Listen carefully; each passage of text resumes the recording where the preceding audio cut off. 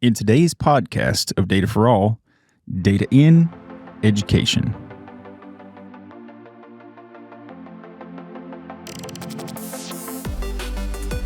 Welcome to the Data for All podcast. I'm Charlie Yielding. And I'm Charlie Apigian, where we want to empower you to think different with data. And on today's podcast, we're putting a focus on the use of data in education, which just so happens to be one of your areas of expertise. Probably just a little bit. And again, going back to what we did at the Analytics Summit, we've already, I think, published our CDO roundtable. Actually, I know we did.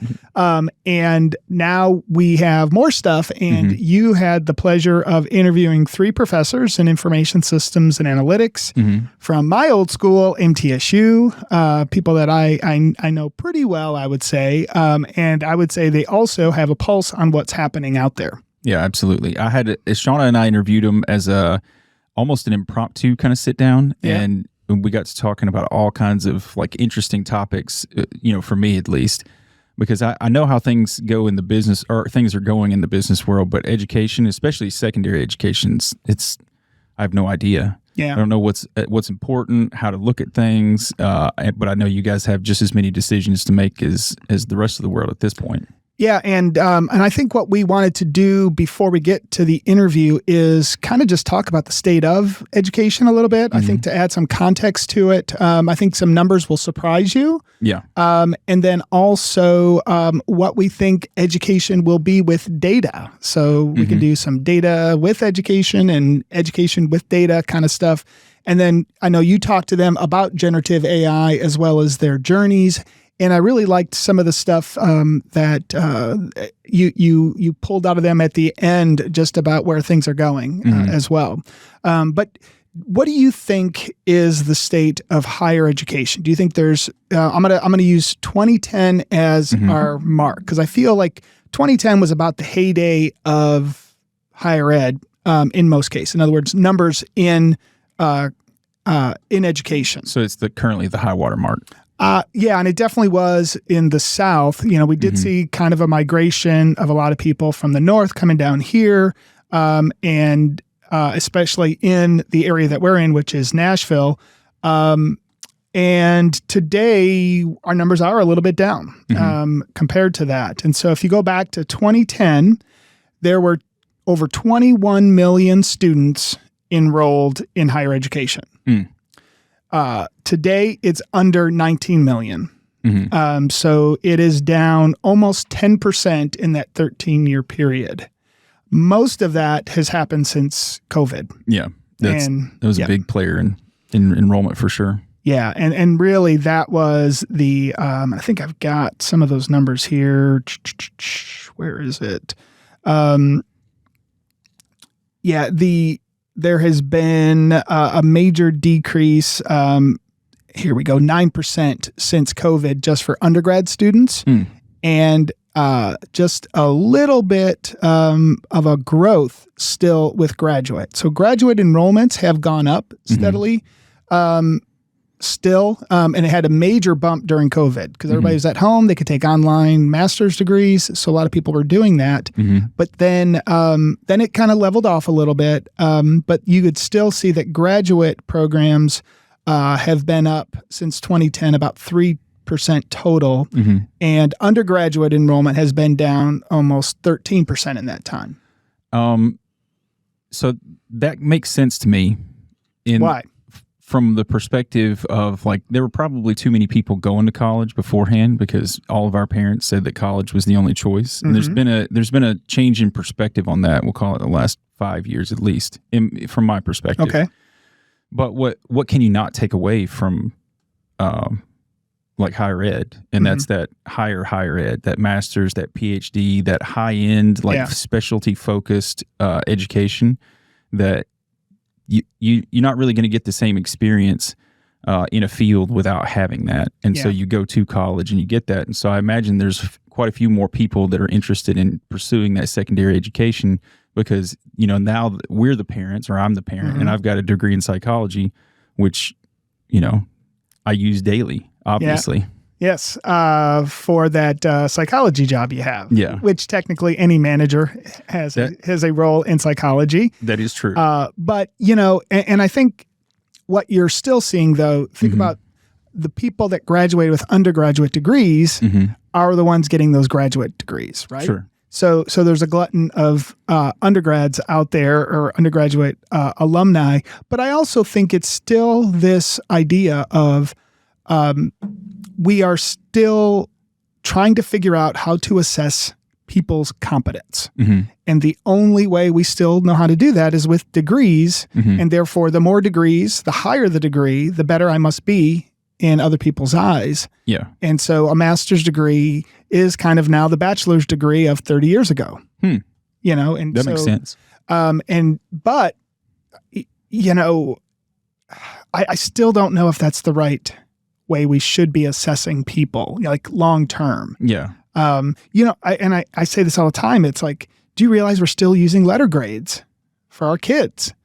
And as opposed to, we can, if we can go in and assess people and say that they're a 92%, but then we come back with A, B, C, and D's. Okay. It just, that to me is like, how does that equate to an A? And I'll say it to a student, they're like, yeah, I know it does seem kind of silly. But that education is still based on rules from 200 years ago. Okay. Well, right? I've never really thought about that, but that is true. It is true. Yeah. It is still one person stands in front of a group and tells them about the ways of the world. And then they are assessed through tests and speeches and projects. 200 years ago, they were doing the same thing. Yeah. And so how do we change the game? How do we do that? I think AI is going to be the first game changer for education. Now, I will say online, the internet was a game changer. Yeah. But only in the delivery of education. It didn't change education as much as I would have liked it to.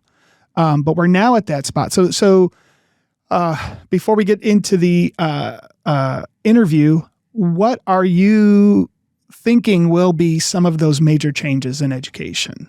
Because your guess is as good as mine, right? Well, I just so happen to know that OpenAI just changed some of their impact statement, we'll call it. Okay. And so they've decided that instead of just going after generative AI, they're also going to pursue responsible development of AGI. And so artificial general intelligence. And their goal is to set up what they call the capabilities of a median human being in essentially a chatbot. And so what they're going after with that is it sounds like education. Like they're going to be able to build a bot that is a teacher that teaches this subject and that subject. Yeah. And I can just ping any questions off of it anytime I want, and it'll deliver the materials as well. So I could see some of the more flexible online universities and whatnot leaning hard into that. But then what does a brick and mortar university do? Because there's a lot. I'd say most of the universities are still based on you show up and come to our big, beautiful buildings and you will get educated here. And there's always going to be something for being around others. Like it's a different type of education. Yeah. But there's a lot of our education that does not need to be around others. And so identifying, I was, and I've probably said it on here 100 times, but there's 3 ways that I know how to learn. I can learn on my own. I can learn by doing. And the other component is I need to learn with others. And others is a classroom to me, but it can be work. It can be other avenues.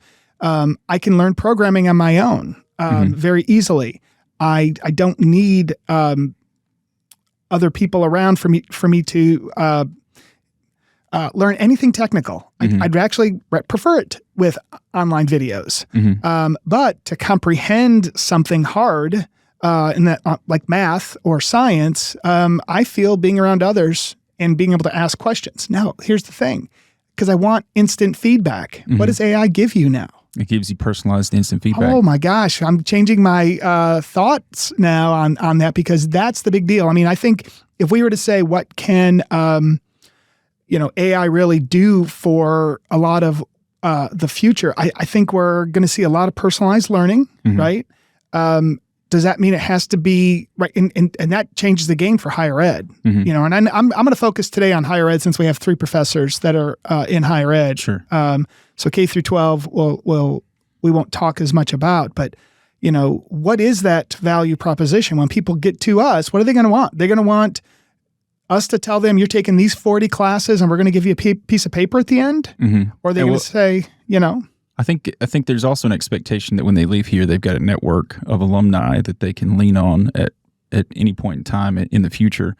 But then also, it's the you. They come here for you. You've got a wealth of experience in a certain field, and not just you, but every professor has experience in what they do. And so you're not just asking the professors like, how do I do A, B, and C? It's like, what's it like being in this position, or what was it like to do those sorts of things? And that's an experience that a chatbot's not going to give you. For now. Yeah. And again, artificial general intelligence means once it gets to general, it can convey some type of emotional connection. And I don't know what that means. I don't know what that means. And that's the part. I mean, I just keep getting to where, like the new vision stuff with ChatGPT.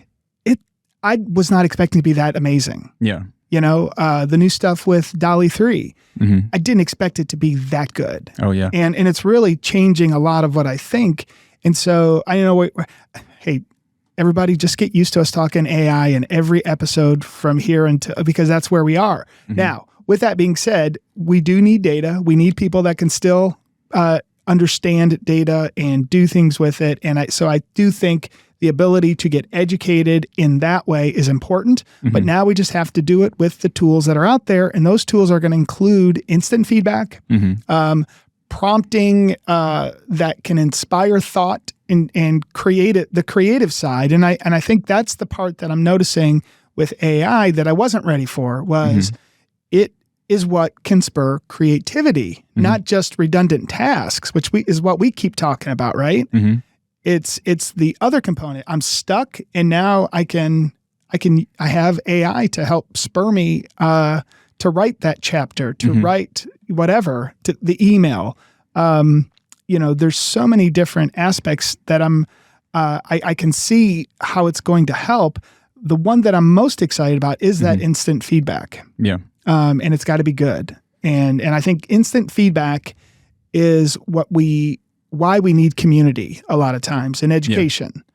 And if we're getting the instant feedback at a personalized level at any moment, at any day, that is a game changer in the higher ed field for sure.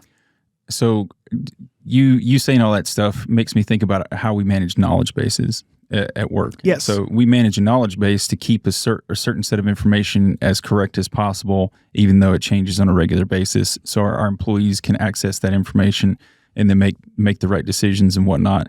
And so the crap, I lost it. I was going over. We've got this new board that we've got, and so we've got these little sounds. And I was going to do one that's not annoying. Oh, well, that was not the right one. I was waiting for that one to do to Charlie there. That would have been not the right one. I was looking for crickets. There we go. That would have been better. All right, I won't play with the board because I know that annoys people. All right, there we go. Oh, I remember what I was going to say. So if I ask a question of a knowledge base and then it doesn't have a clear answer or anything like that, or say it's a question that 5 out of the 6 students ask, you can also take all of those different questions and chats and put those in order so all the students can get access to the questions that are asked. That's kind of how an RFP works, which is a request for pricing in the enterprise world.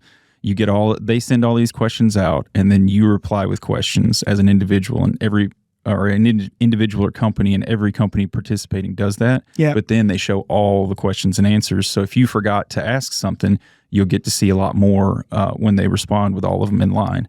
Yeah. And so that could be a standard part of classroom education is like all the questions are here for everybody to see. Yeah. Yeah. And why does that have to be limited to people, 30 people within 4 walls, right? Because that now can be everybody. That's true. And, when I took a course this summer from MIT about AI, I was part of 1,900 people taking it at the exact same time. We were in clusters and then subclusters. So a cluster of, let's say, 400 people, or maybe it was closer to like 200, but then there was only 10 to 20 people within the subclusters. So we had a small group that we were with that we could ask ping things, but then we could ask something to all 1,900 people and get responses. Oh, that's cool. And so, that is, I think, the idea of higher education, I want to revisit this after the spring semester's over and just to see where we are with things at that point.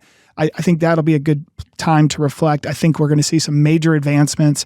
There's so many aspects of things. And I was looking at a bunch of research topics that my son wants to go study in Germany. And I'm like, oh my gosh, the stuff they're doing is cutting edge. And so it really has me thinking of what is that future, but it's going to be the infusion of humans understanding what the knowledge base needs to be. And then the mechanisms are there to get that instant feedback. Just like you said, you're going to have your company's knowledge base and you want everybody to have that at their fingertips. That's now not, I have to go search for it. It's going to just be there. And it's going to be, if it's not only there, you could ask it to explain it in a different way and it will. Yeah. Well, think about how this could standardize curricula too. So one of the things that we've talked about before, it's like if you go to school A or B or C for data science, you're not getting the same getting the same looks at all 3 schools. But what if the curricula was the same? And so one of the things that we talked about in the CDO roundtable was finding your high value data, and then you can put that behind an API and essentially charge. And so there could be companies that just create curricula, and then you plug yourself, into that as a university or a boot camp or whatever it is. And then you're just pulling out curricula that somebody else is maintaining, but everybody agrees is standardized, or the standardized version. But I still love that there can be a university in Nashville that focuses on what Nashville needs. One that's in Boston focuses on what Boston needs, because I do think there's something to that. That's also how you get into the network.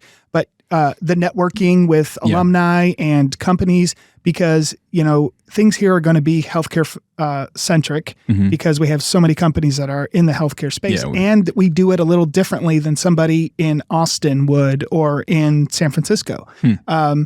Maybe that's changing, but still the Nashville community when it comes to data is unique in its own way, just like any other town. So you want to be able to train people to be ready for the market they're going into, and that will look different. So, but is 80% of the content the same globally?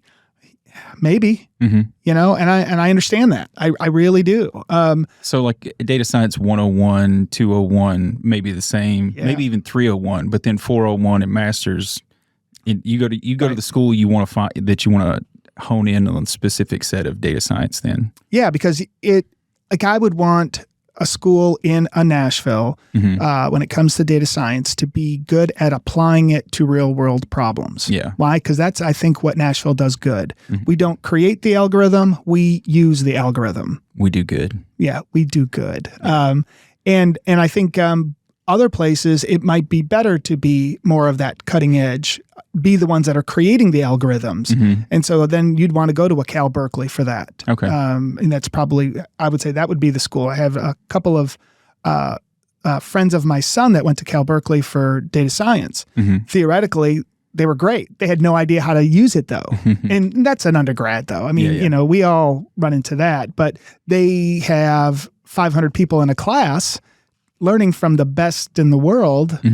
But when there's 500 in a class, how much you getting out of that where, you're doing the project and getting instant feedback, you're getting it, in different ways. So I could see that you could still have that set up with 500 people under one main professor, but the AI could be like the TAs. Or the AI will help the TAs that really aren't ready to help students yet. Oh, that's a good point too. You know, that we get a lot. So I think there's a lot to that. All right, let's we've talked for about 20 minutes. It's really cool. So our little roadcaster here, I can see that we're literally talking for 21 minutes at this point. Yeah, so. and so like before we jump into the MTSU roundtable, you know all three ladies that we talked to, right? Very well, and the stories are go back a ways. Amy, I've known since 2002. And that's Amy Harris. Amy Harris, yes. Dr. Amy Harris, who is now, I think she's moved into an admin role in the graduate college at MTSU. But, went through our master's degree. I think in the podcast interview, she mentions a class that she came and took. Well, that was my class. Because it was one that Jeff Clark had originally created, and then I took it over. And then when Amy came to take that class, it was my class that she was in. I think so. And it was just one of those classes. It was Microsoft Access and Excel using code behind the scenes to do really cool stuff with it. Yeah. And then from there, obviously she got her master's degree and then went on to a Ph.D. Sam Zaza, I recruited the heck out of Sam. I'll tell you a quick story about Sam. She was down at Florida State, and we just connected. I just loved her heart. You'll get it on the interview. Man, she is passionate, and I was like, that's somebody that needs to work at a school I'm at. And she came for her interview, and Nashville shut down because it was an ice storm. This was January timeframe, and school was completely shut down. We were not allowed on campus. I mean, it was like 2 inches of ice on campus. They did not want us there, and here she is. So we went and rented a room at the Embassy Suites and invited all the faculty and said, you don't have to come if you don't feel it's safe. Yeah. Everybody showed. From our department, and we still did our normal interview where we bring her in. She does a presentation. She meets with people, and we made it. And then she could have gone a lot of places. Coming from Florida State, and I think she knew that coming here, she would be able to connect with students and do things in a certain way. And so I've just always loved Sam since she got here, and her passion is just unbelievable. And then Stephanie Totty, she started after I left MTSU. So I just was, I knew that we were hiring her, but when her first day was my first day not there. So I don't know her as well, but all three, I think, show on that interview that they have the pulse on what's happening in the classroom as well as what's happening outside. And they're not afraid to say that they're a little bit unsure of where things are going, but they do know they need to embrace it. Yeah. That's the most important piece of everything I took away, is that nobody knows exactly how it's going to go, but there's a lot of people that are trying to figure it out as they go and put their best foot forward. And I feel like all three of them are in that same spot. Yeah, for sure. All right. Should we get to it? Yep. Let's roll the clip then. All right, ladies, thanks for joining us today. I'm going to pass the microphone around. Can you tell us who you are and what brings you to the Data Analytics Summit? Hello, my name is Stephanie Totty, and I'm an assistant professor at Middle Tennessee State University, MTSU. Go Raiders! What brings me to the Analytics Summit? So I teach in information systems and analytics. We teach applied business analytics. I teach big data for analytics. Anybody that wants to talk about analytics or data, I want to talk to them too. So that brings me here. Awesome. The right spot. Sounds good. Yeah, so I'm Amy Harris. I am the Interim Associate Dean for the College of Graduate Studies at MTSU, but I've been a professor in information systems and analytics for a long time. And there are lots of reasons that I'm at the Analytics Summit. This event is very near and dear to my heart. I served on the steering committee for it for a number of years, chaired last year. They've always been very gracious to offer Women in Technology Tennessee a space where we could talk about what we do as an organization. And then also just being in the analytics field and being able to soak up the knowledge and sneak in sessions where I can, when and where I can. Hello, my name is Sam Zaza. I'm an associate professor at Middle Tennessee State Department in the Information System Analytics Department. So again, I teach also analytics. That is why I come and I try to attend every single year the Analytics Summit. Last year and the year before, I participated as a speaker. I am interested in IT professionals in general, their career path, and diversity, equity, and inclusion, and its impact on attracting them to the career, whether it is a data science or information system career, and how to keep them and how organization actually can retain these talent. And you won an award last year or earlier this year for that as well, right? Correct. So I won the Diversity and Inclusion Advocate of the Year 2023. That's amazing. I love hearing that. I love seeing women in tech succeed and bring others up with them. So I have a question, just to get started. Like, obviously, I want to hear. I would like to hear about you guys' individual paths. But since you're all teachers in some way, shape, or form, like what's one of the biggest? How much has Gen AI impacted what you do and how you teach, if at all, over the past year? Yeah. So I'm going to talk in general, right? I mean, Gen AI definitely has an impact because you can feed it what you're looking for and it can spit it out. The issue is not Gen AI. The issue is how we use it and how we actually include it as part, and I'm taking the perspective of the students. Whether they are going to use it or not, definitely they will. I mean, it's sooner or later. Yeah. We need to acknowledge that we need to embrace it. Okay. It's not going anywhere. The sooner we embrace it, the sooner we talk to our students about it. Like, hey, you have AI tools, and AI tools actually can support you, and I'm okay with it as a faculty, as long as you acknowledge, as long as it's not a copy-paste, as long as you use maybe to inspire you, to guide you, and to build on that, I'm okay with it. Okay. That's really cool. So in my current role, I'm actually not in the classroom for the first time in a very long time. So it's a recent change too. Yes. Yeah. Over the summer.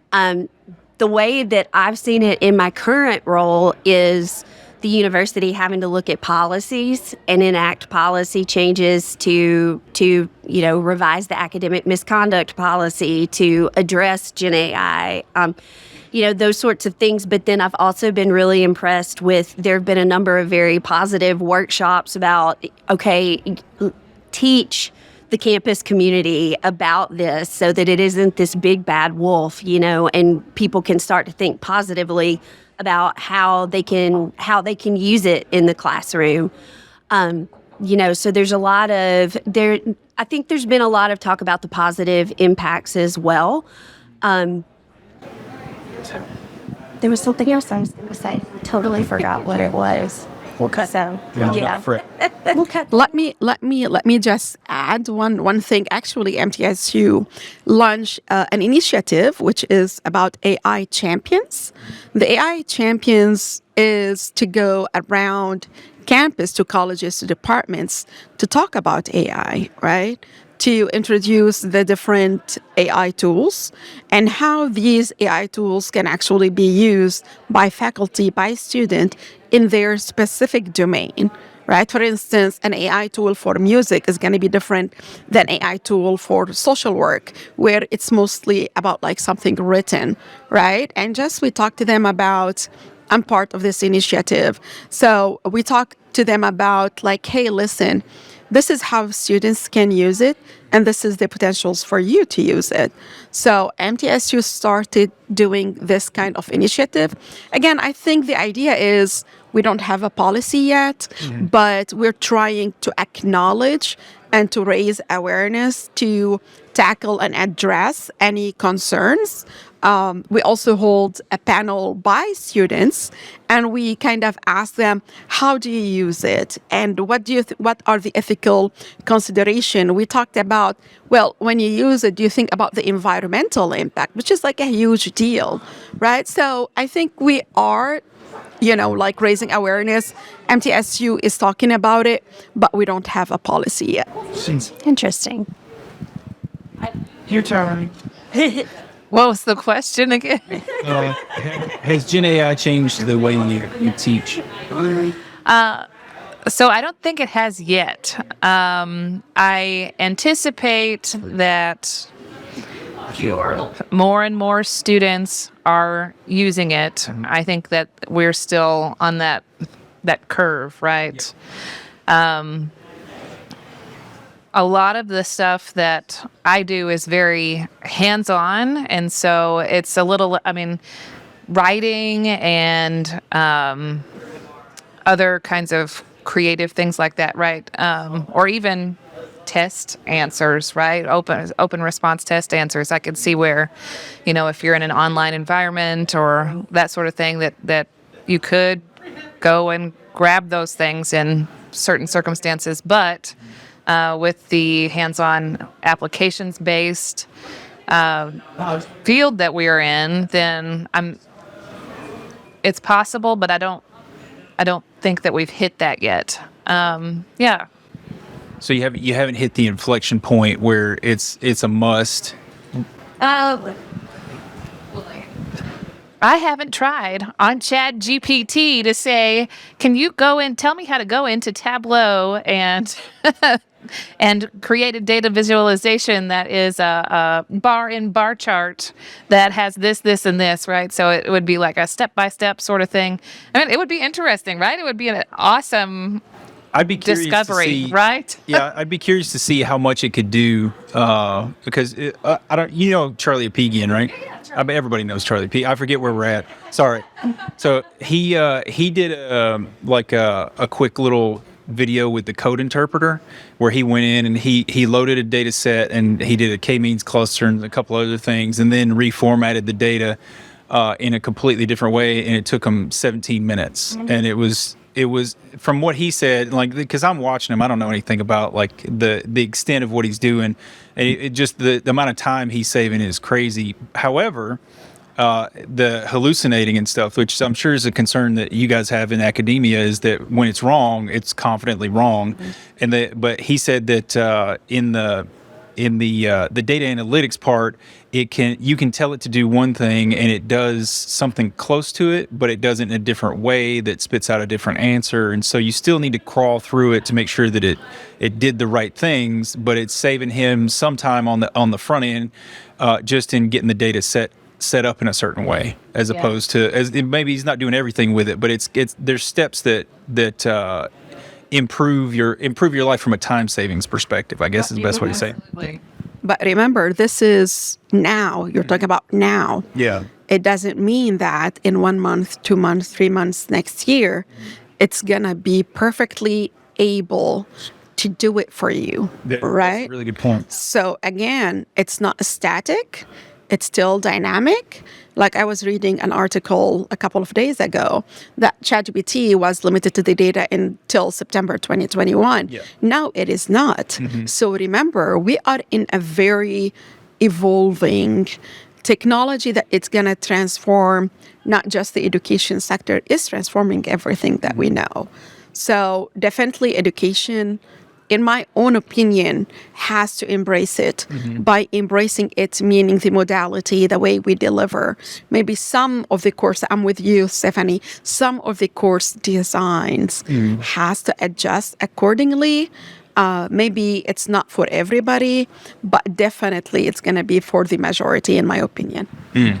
Well, and it's also workforce preparation, too, because companies are going to be using this technology and they're going to be expecting new hires to come in with, at a bare minimum, familiarity, if not, competency. So it's incumbent upon us as educators to think about, even if your class isn't necessarily about Gen AI, it's like, how can I incorporate this into my class so that, you're giving students the skills that they need to be successful? Yeah, I think that's a really good point. I'm also not envious of you guys in any way, shape, or form being in academia with change that happens quicker than a semester, because it seems like you guys would be scrambling pretty hard, not necessarily to keep up, but just to make sure that you're doing your due diligence and making the right choices. Is that how it feels?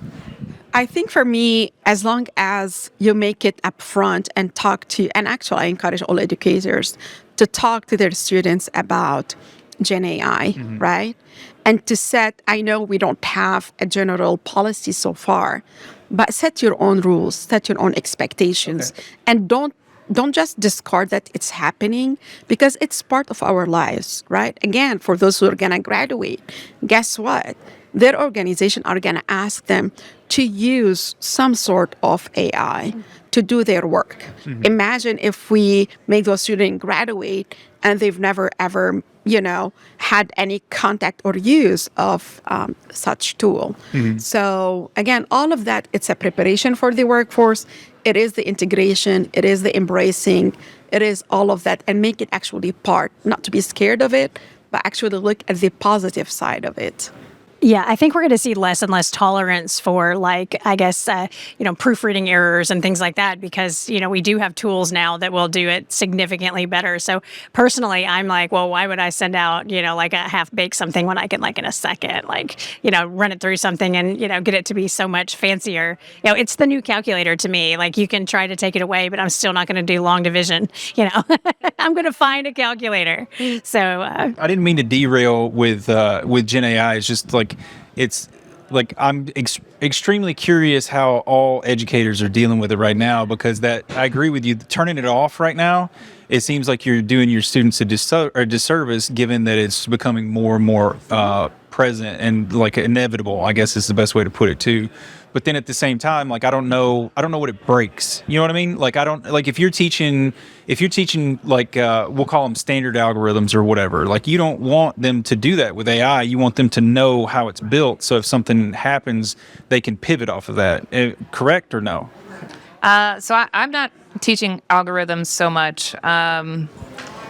We teach MBA students how to the GUI. So Excel and making a dashboard in Excel, maybe Tableau, making dashboards in Tableau. So it's less code-based and more tools. Yeah. That's cool.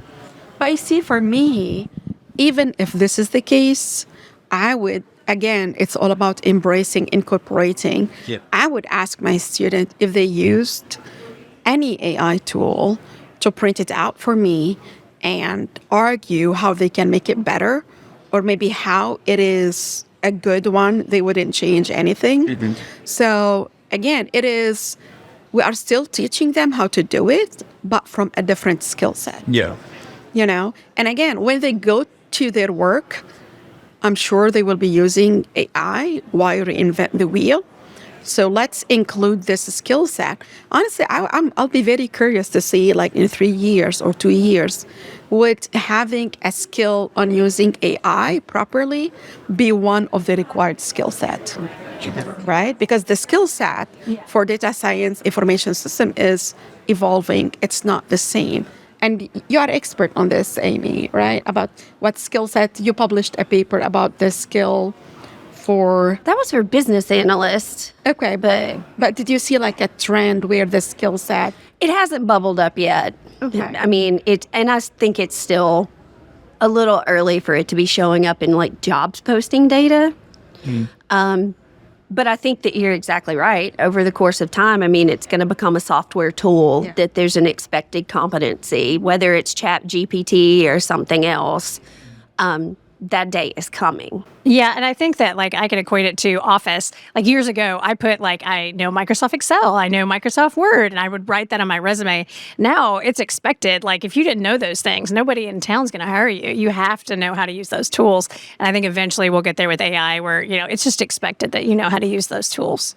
Well, some of it's going to be behind the scenes though. So I work in services, so help desk, stuff like that. And all of our agents, all of our employees are going to be interacting interacting with AI in a big way in the next 12 months, because we're going to take, like, we manage knowledge bases for all of our clients, and all of our processes are laid out and standardized and all that type of stuff. And so our immediate first level support for agents is going to be GPT and how do I get my job done? But then it's also going to be, how do I do this thing for this particular company? And then we're going to turn it around and put something forward facing to the end user, to where they can ask our knowledge based stuff before they call us if they want to. The workforce is not really there yet. They're still mostly calls, but every year we get more chats, we get more offline requests, or I say offline. We use calls as online, and then offline is just anything that comes in via email or whatnot. And so I feel like a lot of people are going to be working with it, whether they know it or not. But the proactivity, the proactively learning how to use it and adapt it and things like that seems to be the way to go. Because some folks over here are overachievers, and they're already scheduling their lives with Gen AI and whatnot. Yeah. So what you were saying earlier, it's difficult to be an educator right now because we're expected to be ahead of the curve on this stuff. You got to know it already, and we don't. I mean, like, we just don't. Most of what we hear about nowadays is Chat GPT and this generative AI, that sort of thing. Yep. We have AI and other things, right? So, we're always doing professional developments, and one of the ones I did recently was on Code Whisperer. So, right, we're typing in English these lines of code that we want, and then it develops it for us, right? This is not natural language as we know it, but so we're trying to learn those kinds of things, and AI's been here for a while. It's just Chat GPT, right? Woo. Yeah, it's by storm. That's right. We just got to where you can do so much stuff. So the Code Whisperer is really close to the. They call it the data analytics interpreter now. It was code interpreter in the beginning.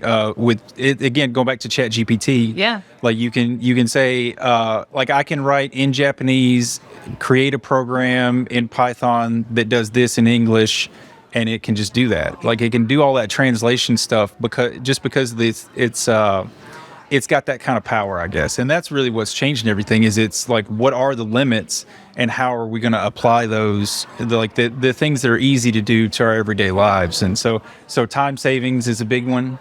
For me, it's all automation. Like, to me, and I was the same with Power BI and Tableau and like all that stuff, to being able to automate those reports going out, being able to automate things that people do more than once. Like, if we're repetitively doing something, let's try to find a way to automate it. We're not building skills that way. Let's have we're paying these people, high dollar amounts, in the IT industry. Let's make sure we're using them for that high skill level too, and not data entry. Let's get that, so that was always my thing, is high level skill, high paid, high skill level, use that skill level.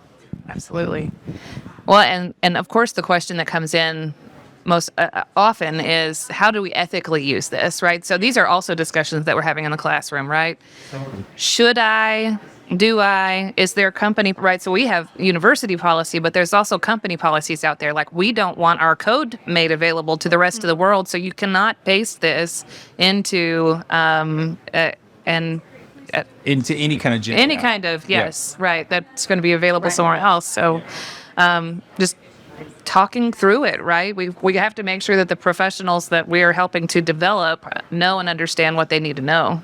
Well, so on that note, there's a new wave of like specialized Gen AI coming, because they're making building your own system more accessible. So Claude 2, Llama 2, those are going to be potentially on-prem, in the cloud. It's all the same thing, but you can train it on your internal data, and then you can have very specific siloed AIs that are meant for just this thing or just that thing, that have all of your company data in it. And that's where I was going with the stuff earlier. Like, I wouldn't put our intellectual property into ChatGPT, because that's just that I don't want it to learn from my stuff. Absolutely. But then once I had the ability to either build a computer on-prem, which is kind of silly to think about that we might do that in today's age, but like most likely we're putting it in the cloud. And so when we do that, like, we own the equipment, we can do whatever we want to with it. And it seems like that's going to be the big, like, green light go for enterprises and businesses of all sizes and whatnot. So I feel like that's going to be the biggest game changer. Right. For me, I'm not just worried about, or maybe part of the ethical issues that I'm really worried about is in the classroom, you will have two type of students, right? What my biggest worries is that Gen AI will actually make the digital divide, the digital gap between those the haves and the have not. It will be wider. What does it mean? It means for students who are coming to my class, for those who who has parents who have been around technology, or they have the capabilities, they have the accessibility to these tools to learn about them, they will come really equipped to my class. They will know how to use Gen AI, whatever it is, right? They are very familiar with it. And actually, maybe they're not, I'm not talking about plagiarism or anything, but they will use it to get inspired, to get ideas, to get hints on how to solve a certain problem. But guess what? You have those other students, maybe who live in rural areas, or maybe they are international students from what we call the global south, or maybe they don't have that accessibility. They haven't been around, a lot of computers where they can use and experiment and learn. So you will have two types of students: those who will take advantage of the use of Gen AI, and they will really excel in your class. And you have those who are maybe not even aware about it and don't know how to use it, because after all, you need to use prompts, right? Yeah. They don't know how to use it. They don't know how to benefit from it. Mm-hmm. Also, I'm really worried about that aspect. Yeah. I think that's a valid concern. I mean, as somebody who grew up in a household without technology and wasn't even on my radar until I got to college, I had an amazing professor that was basically told me, I think you could make a career out of this if you wanted to. So, which worked out well for me. I'll never forget Dr. Butterfield, but, stuff like that. But, I felt the learning curve there. We had a computer in our home. It was my dad's work computer. We weren't allowed to touch it. I had 1 hour of computer lab a week, which we used to type papers. And so we just didn't have access to that stuff. So I got to college and people knew how to get on the internet and they knew how to do all. So I struggled my first 2 years trying to keep up. But yeah, there was a lot of grit there just trying to keep up. But being one of those kids, I understand that it is hard when you don't have anybody at home helping you and you don't even know where to go. I spent a lot of time in my computer lab, and thank God for Dr. Butterfield, who sat with me and let me come to his class and would walk me through things and show me even things that I didn't know first thing about replacing a battery on a computer for anything. Again, internet, right? Yeah. And I'm talking I didn't have really, internet access. Yeah. Exactly. I'm talking really about Middle Tennessee. Mm-hmm. I'm not talking about any other place in the world. You have rural places. I had students who don't have internet access. Yeah, it's not just a rural problem. I mean, there are parts of the city of Nashville that don't have reliable internet access. So it is a valid concern, right? That we here in Tennessee, we still have people who don't have access to the internet. So if they don't have access to the internet at home, what is the amount of their exposure to Gen AI? What is their level of expertise to play with it, right? To be around it. So, when we talk about Gen AI, it means you are assuming that everybody has equal access. We don't. Mm. No, I agree. Yeah, definitely not equal access in any way. And I think if the pandemic taught us nothing, it taught us that our experiences were very, very different. Yeah. Everyone's was very different. For sure. So enough Gen AI talk for now. I'm really curious as to how you guys got to where you're at. So a little backstory. I know we talked about the heavy stuff, and now we're coming back around. But I feel like it's very important for I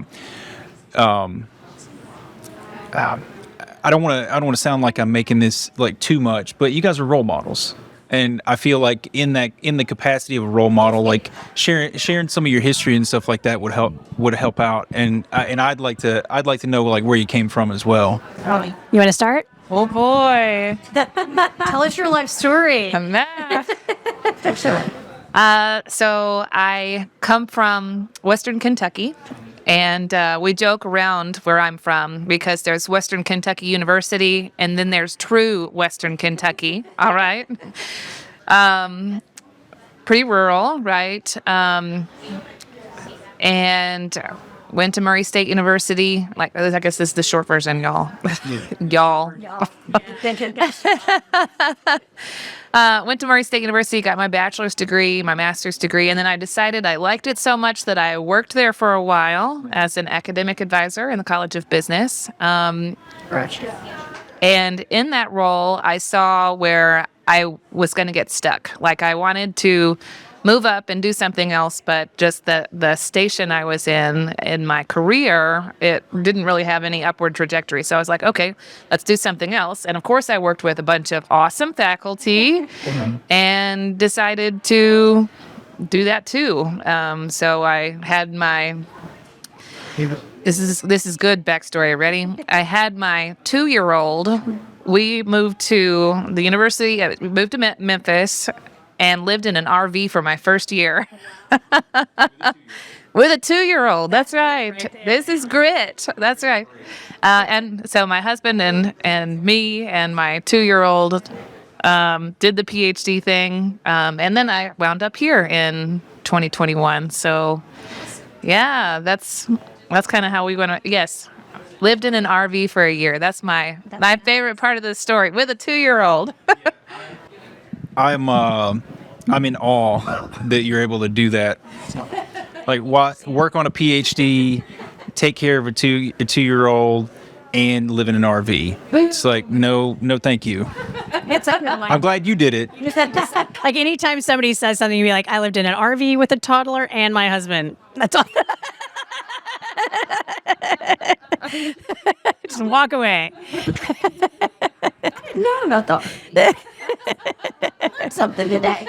You found it? No. I'm going to show you some pictures later. The question is, would you go camping now, or are you done? We're talking about buying an RV again at some point. But we're not 24/7. That's just too much. We did use our blow dryer to unfreeze some pipes under there in the winter. So we'll just say, okay. We don't need that extreme temperature situation. You got to know your limits. That's right. Wow. I don't want to follow that. Too bad. Okay. Well, I am also from a rural area. I grew up in rural North Mississippi. Wait, where? Potts Camp. I'm from right outside of Tupelo. So I'm actually from Manatee. So we actually played Potts Camp in football. Oh my gosh. But only in the playoff. That is crazy. Well, my brother still lives in New Albany, so. Oh, there you go. There. Okay. Well, how about that? How about that? You never know what you learn. Yeah, so I grew up in Potts Camp, Mississippi, and technology was not on my radar at all. I mean, and I think that's something about, there are people who still live in parts of the world where they literally can't conceive of what a career in tech would look like, because there's nothing in their life experience that even opens that door. And it took a long time for it to happen for me too. And they probably don't have any role models. And they don't have any role models. No, not at all. So I attended Mississippi University for Women, affectionately known as the W, for undergrad, and double majored in music and communication. So clearly I was not... very data-centric. Not very data-centric. I took college algebra the summer after high school because I only needed 1 math credit to get my degree, and thought I was waving a fond farewell to math at 18 years old. And that worked for me for quite a while. So... but it was through work. I actually worked in political campaigns and spent my first 5 to 6 years after college bouncing around the country, working on different campaigns or for different consulting companies. And it was through landing a job with a financial consulting company that had technology was their market niche.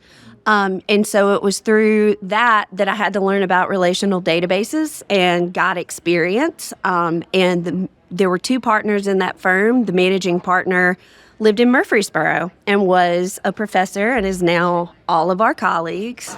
Dr. Clark is my Dr. Butterfield.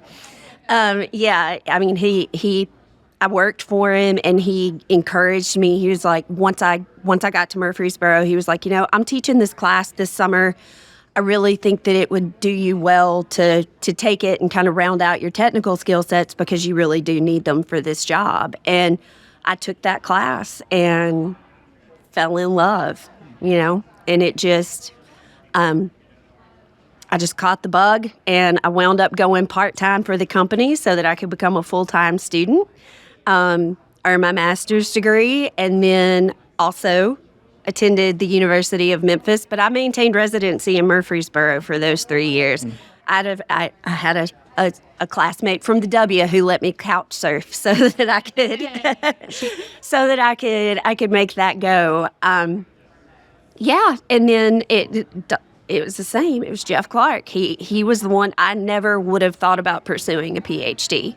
if it hadn't been for him and his guidance. I mean, there are just those people who are like the people that come into your life that completely change the trajectory of who you are and where you're going. And his mentorship and sponsorship as a colleague has been phenomenal. That's awesome. Yeah. It's crazy how one person can do so much in certain situations. I know you guys are taking. It's. I just want to throw this out there, but you guys you've so far you've received help in specific ways from specific people, but it looks like you're also putting yourselves in the position to be that for somebody else as well. I do believe in passing it over, honestly. Again, I mean, my how I started is very, very lame. I did not live in RV. I did not work in political campaign, something. Now, I got my bachelor degree in computer science. And then I wanted to have something of a business, not just technical. So I got my MBA. Then I got my Ph.D. from Florida State University. I moved from Daytona Beach to Florida State in Tallahassee with 2 kids, 2 years and 3 years old, and a husband. So, Your third child? yeah, my third adult child. I'm also a husband, so no hug. You need to hear me arguing. He's like, this is recorded. I can't argue. Well, not only could I can't unless I'm a liar, and I know how it goes. So again, having PhD, it takes a lot of time away from your kids, from the husband, the house. So it was quite a journey. But back to what you said about that person who really was there for you, and who helped you launch your career, sponsor you during. I have my own version of. Her name is Deb Armstrong, and actually, I'm always thankful that she was in my life. But for me, I chose to get my PhD because I felt I always loved technology. I love working, and having kids made me feel I can't stay just at home. Yeah. I mean, that's nothing against those who love to stay at home. It's not for me. And I felt I need to be more for me. Yeah. I'm a mom, but there is part of me who just want to be out there to work. And I felt that in the educational setting, I can see my impact directly on students, on people, and flexible schedule. So it really fits to my inspiration. That's cool. That's awesome. Yeah. I imagine you all have been someone's, Mr. Clark or Dr. Butterfield or, whoever that is. Do you all have any stories, or they ever come back to you and say anything, track you down? Unfortunately, I haven't seen Dr. Butterfield in a while, but I would send him messages from time to time, and I've hired a couple of his graduates. So actually, I have a story, okay, which was last year during our regional conference, not last year, 2 years ago. So I go to the Association for Information System. The conference is called the Americas Conference on Information System. A little, just very brief background. The Association of Information System is an association for information system around the world. So we have members around the world. And through that association, I serve as the president for SIG Social Inclusion, the president for SIG Leadership in IT, and the co-chair for the Women College. So serving in these positions actually give me a lot of visibility. Again, those opportunities that give you, you're lucky enough to serve in this. I was really lucky enough to serve in this. So I was attending a session, and then after the session, somebody tapped my shoulder, and she came to me. She said, Sam? I said, yes. And she said, you don't know me, but I follow you on LinkedIn and on Facebook, and I see everything that you are doing for the community and I support a lot of Ph.D. students and junior faculty. To support the Ph.D. student, junior faculty, I just want to say that you inspired me. Maybe you don't know it, but actually you are the reason why I'm getting my Ph.D. Oh, that's a lovely story. I love that. Awesome. Yeah, I've also got a Dr. McCarley that I've reached out to and thanked very much for being he was the professor that was he took a person that was mediocre and he gave me opportunities to step up into some higher level classes that interest me a great deal, and I found a new path just because of that. And so I appreciate you guys doing that for folks. It's one thing, really. I'm sure everybody touched somebody's life without even knowing. Yeah. But sometimes people just want to see, back to the role model that you talked about. Yeah. They want to see somebody who they don't have to literally look like them. But I get, especially at Florida State University when I used to teach, I had students come to me and tell me that I took your section and your class because you look like me. And not even by gender, he would be like an African American male. And we don't really, if you look on the surface, we don't really look like each other's. But the way he explained it to me, that we don't look like the majority. Some people just need to feel that you see them, that you hear them, and if you can make it happen, it is really possible to happen to them. And just they want to feel that you can understand them, right? Back to the whole, that profession, to choose an IT career. Also, why we still have this issue about filling job vacancies, why we don't see that diversity in the job market. All of these, why? Is that because those students, they need to feel that this career is going to reflect and they can show their capabilities, and they can have their moment to shine, right? That they're going to have an equitable opportunity if they invested in it. So all of that comes back to the point that, being a role model, it really, really pays off. Paying it forward really, really pays off for all of us as a society to change and to be the better version of what we can offer. Well said. My daughter was at Nia House Montessori for a few years, and one of the teachers there had this "Teach What You Know" shirt on. And I'd never seen that before. I'd never really thought about that as a concept, but I went and talked to her later, and she explained it to me in a way that I really understood, and I've taken that and kind of run with it. So if I learn something, I always try to pay it forward, because to your point, it's not just to their benefit, because I get just as much benefit out of it as well, because I get to see their perspective, and it's like you hear people talking about, if you teach the basics, you can maintain a high level of performance in whatever it is you do. And I feel it's the same way. So I teach leadership to folks just getting into that, and I feel like I'm way sharper just because of that thing. And so if you're out there listening and you've been thinking about helping, or you've been thinking about giving to a community, go ahead and do it, because it's the best for everybody involved. Make the world a little bit better for us all. Awesome. So parting shots then? Yeah, parting shots. Anybody have anything parting there? Yeah. Words of wisdom for the folks coming up in either data employment, or students looking for available careers.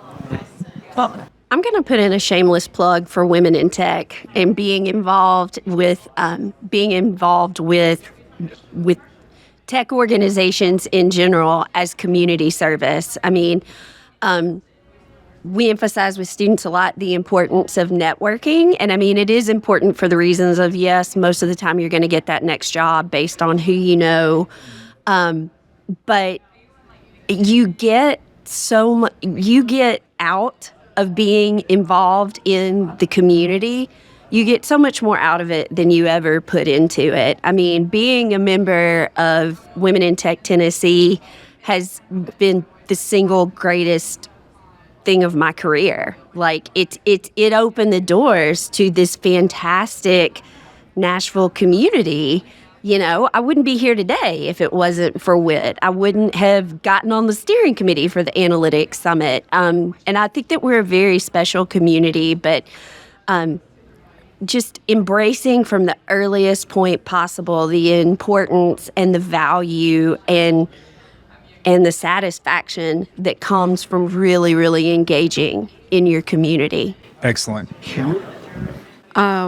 For me, we all want to belong to something, right? That sense of belongingness, to identify with a community. And actually, I was talking to Amy about this last week. Yeah, we were talking about sometimes you feel that sense of maybe loneliness, that you are out there and you don't know what's the next step.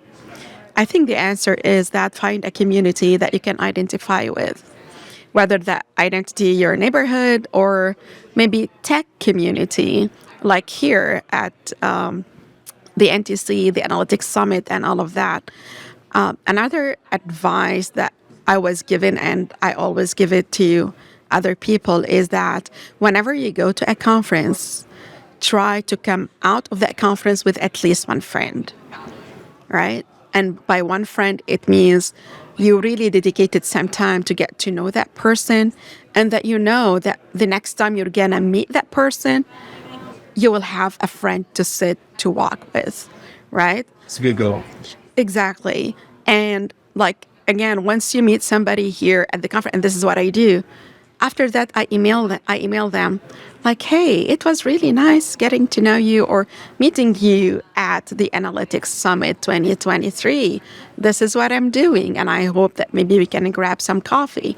Building that community, building something that is personal, it is sustainable, and it really helps not just with the career development, but also having something outside of just work, because you don't want to, it's good to identify with your work, but you don't want to have a total identification with your work, because you need to have, an outside space where you can be you. It's the me time that will guarantee that for you. Awesome. Oh, yeah, I know, right? Hot No seat. pressure. I don't know. So we talked about generative AI. We talked about all sorts of things. I guess what I would say is we're all always learning, right? Which is perfect for the educators, right? Yeah. Right now, everybody should be learning. should be learning. That's right. And we're learning, just try things out, right? That's what tech is. So don't worry about making something explode, because somebody can fix it. Maybe your people, the help desk. Yeah. That's what they're there for. That's what they're there for. That's right. So, try it and, yeah. So that sounds like a slogan. Always be learning. So Always be learning. So I There got you go. the teach what you know shirt, and so then always be learning is the Always shirt. be learning. Hey. Claim it. Claim it as your straight. Always be learning. There you go. Well, so to recap though, it's network, build a community, and always learn. Always be learning. There we go. Nice. Thank you so much for talking to us Yes, thank today. you. I hope people get a fresh insight into like how the world of adulting goes now that they've heard you guys talk about it. Yeah, this is the adulting episode. I'm probably going to need a few more of those. Thanks, guys.